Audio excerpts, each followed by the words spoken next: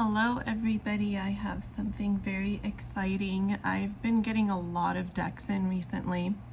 So this one I was especially excited about because it had been on my wish list for quite a while. And I recently saw that there were two options available, either black and white or black and gold.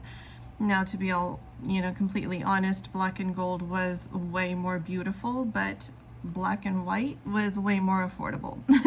So I opted for this, and it literally just arrived. Like, I wanted to get it out of the packaging before I did this walkthrough because it was a little complicated.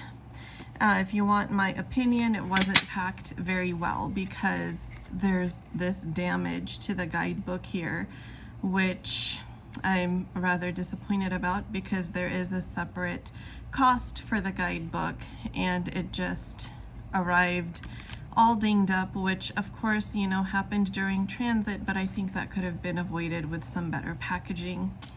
Overall, the cards are lovely. This box didn't come wrapped like this, but I'm trying to save this little strip here, so I kind of attached it to the side of the box like so. It's truly gorgeous, and it has a couple extras. This seems to be a sticker here. I just love the artwork. This shipped from Athens, Greece, actually. And I think it was 49 euros total. I would have to go back and look at my statement to figure out how much it is in American dollars, but the box is like this inside. I love that, they paid attention to that detail. It kind of reminds me of the back of the Lightseers tarot deck cards. It's neat that they didn't just leave it plain. I like seeing that, but the top part, the lid, is plain inside. So I just wanted to do a really quick walkthrough of this deck with you guys because I just think the artwork is absolutely stunning. And if I could justify it, I definitely would have gone for, the same deck in black and gold like this. It just aesthetically looks so much cuter in my opinion. Maybe, who knows? My birthday's coming up in a few months, so who knows? Maybe I'll treat myself or somebody might surprise me. But this is a traditional 78 card tarot deck dedicated to divine feminines, and this is by Cocorina. If I remember to, I will remember to. If I remember to, I will remember to. Okay, I can't speak. If I remember to, I will put the link in the video description box for anybody who might be interested in purchasing this deck. But the backs of the cards look like this. It kind of reminds me of a marble countertop. It's really neat looking. And the cards they look edged when you put them together. I think they may have been edged in like this charcoal grayish blackish color, which really looks neat. And it has this minimalistic art style, kind of. It's not just popping. It's like a monochromatic deck. And the cardstock I like because this is not too thick and it's not too flimsy. It would be easy to riffle shuffle with, but before we try shuffling it, let's just do a walkthrough of the 78 cards, and I'll try to get this positioned on camera so you guys can see it as well as possible. I just have limited space with this tripod. So that was the Fool. Here's the Magician. The High Priestess. I really love the look of this. There's such a mystical quality to these decks by Cocorina.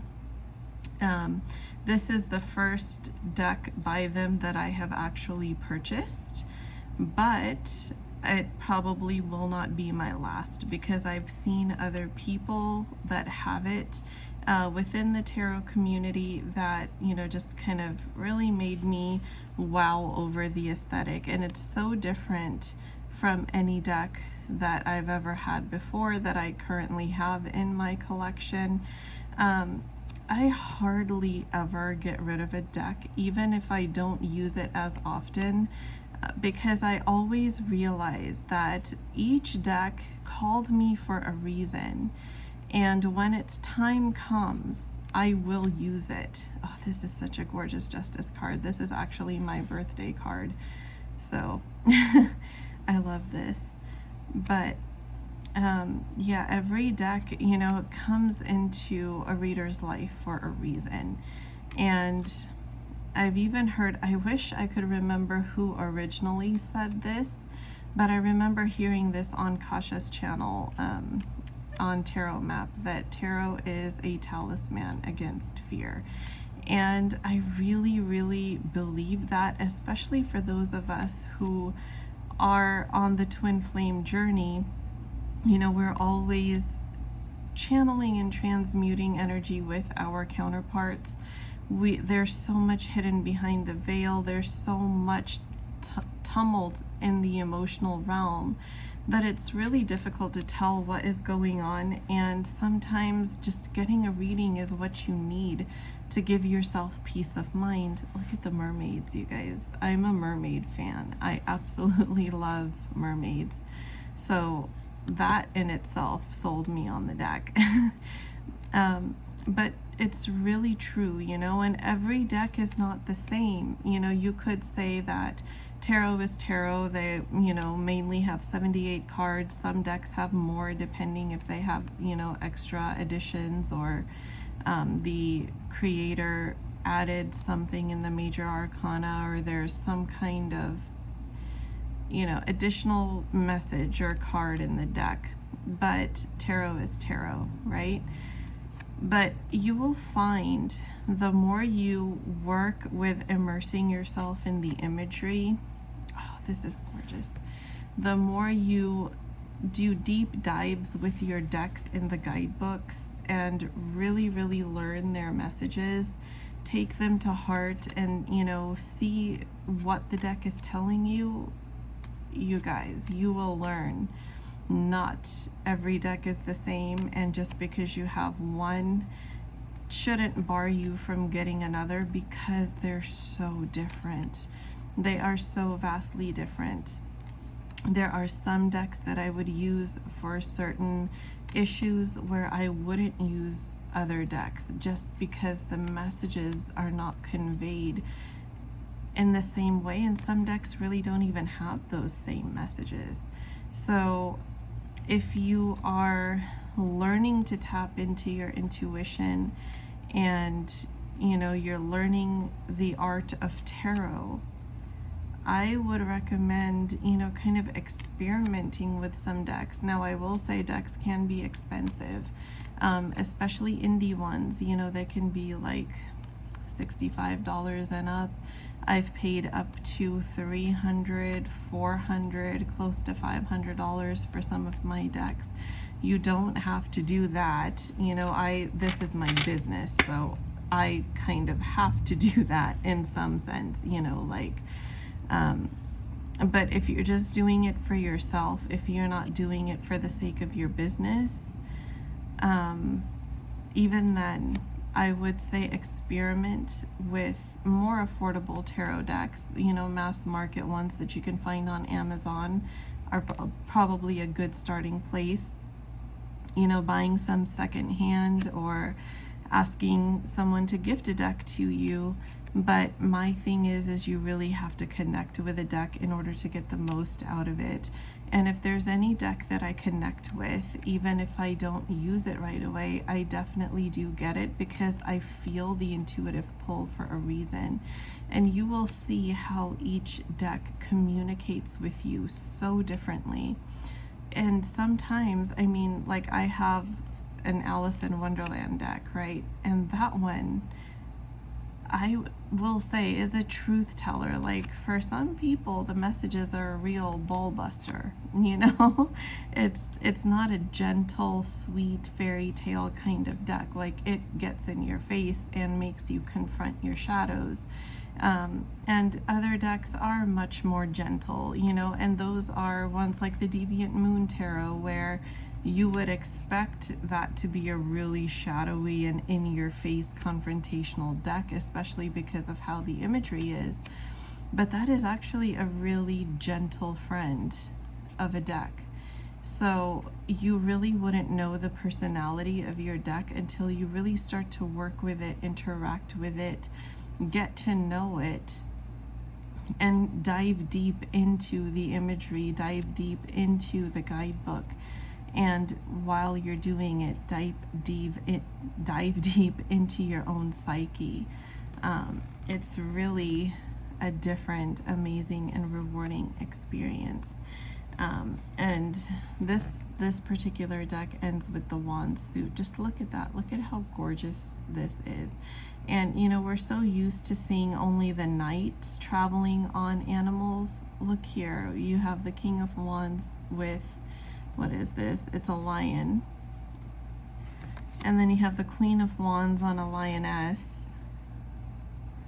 And you have the knight riding a broom. So witchy, so beautiful, so magical. I mean, truly, this is a very magical creation. I'm very happy with the deck in itself. I'm just not happy with how it was packed to be shipped. So let's see here. Let's riffle shuffle with this. Beautiful. And the cardstock is slidey so that it doesn't stick together, but it's not so slidey that, you know, it's gonna be difficult to hold in place. And even if you do a hand over hand like this, it's really easy to, you know, make sure that you're not just plunking chunks of cards down together. They are really separated individually very nicely. I don't think I have any other decks with this particular cardstock, but if I had a choice to get more of this cardstock, I think I would go for it. We had the Empress and the Fool come out, two major arcana. Wow. And then we have Death at the bottom of the deck. How synchronistic. Let's do a mini collective reading here for Divine Feminine, since this is a Divine Feminine based deck. So based on these three cards that have emerged, and they're all major arcana, I really feel like the Divine Feminine is undergoing a major transformation that is leading her to a point of full, proper surrender on her journey back to union with herself and then with her divine counterpart. I can't help but notice that in this Death card, the face looks like a mask. And we know that on the twin flame journey, both counterparts mirror each other, and the divine masculine is the one that's notorious for wearing a mask all the time, right? And I think here this deck is kind of calling out beautiful divine feminine. Where are you wearing a mask in your life? Surrender the desire to have a certain image, because there's something so much better waiting for you. And I just love how beautifully these cards just fall together, because here is this Fool ready to take the leap off of the edge of this cliff, just surrendering and trusting that all is going to be okay. And it seems like as soon as he drops to the bottom of wherever this precipice is taking him, here is this transformation that happens. The death of the old, the birth of the new, stepping into your full Empress energy, stepping into complete divine feminine power, having removed any masks of 3D desired, illusory facades and things like that. You're just letting it all go, and you are really stepping into yourself. You're stepping into your full potential. Notice how the third eye is open on this Death card, even though it looks like a mask. It's like by shedding that old skin and allowing yourself to transform into the Empress that is waiting to greet you on the other side, you are tapping into your intuition. You're aligning better with your higher self. I love that this guidebook has, you know, like a full page dedicated to the card, the picture of the card, and then you have some information about it. Now, it's not really meaty, you're not getting a whole lot of information here, but you do just, you know, have some key points that are highlighted about a given card. In this case, it's the Queen of Cups. Again, beautiful mermaid on the moon. You know, so this, I don't see why this can't be a beginner's deck. I think, you know, with the nomenclature and everything falling really closely into the Rider-Waite-Smith system, I think this can be perfectly fine as a beginner's deck if, you know, you are looking for something unique to start this journey with here. And then they are separated by suit and major and minor arcana. It's all black and white, just like the cards, so there's, you know, you're not going to get pops of color. I guess you just kind of have to see if color is as important to you, which I can go both ways. I like monochromatic things, I like minimalistic art, and I also love colorful things. So it just depends on what mood I'm in and what I'm being called towards. But especially with, you know, the spooky season upon us, Samhain, Halloween, I think this deck is just a beautiful transition into that part of the wheel of the year for those who follow the pagan traditions.